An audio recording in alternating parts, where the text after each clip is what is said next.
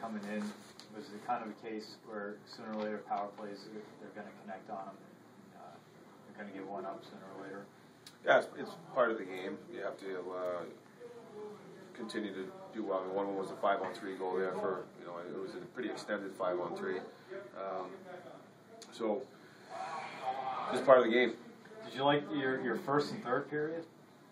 The pressure you generated in those two periods?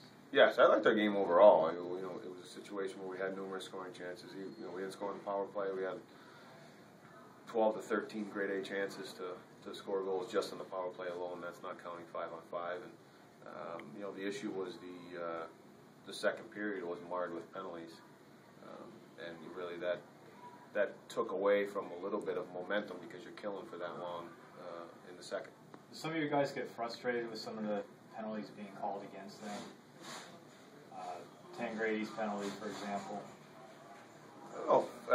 Frustration is the word. I mean, they're competing. It's an intense game. It's a good hockey game, and then sometimes the referees get involved, and then it takes away from the players being able to play.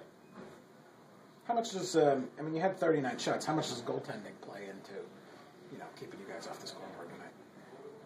Well, he played well, and but we had a lot of opportunities to score where if we could have a little bit more finish in our game and just bear down on some chances in and around the net, the end result might have been a little bit different. Did you like that full Farnham combination? You seem to be going back to them in the third period. Yeah, they really had a lot of sustained pressure with Dupuis in the middle, and they scored the goal, but they had a lot of sustained pressure going in the third period. They were playing a really tough, gritty game as far as being in the offensive zone and creating some chances and giving us some offensive zone time. Back to the goaltending. Do you feel like one of the byproducts of this lockout is that you're facing a good goalie every night?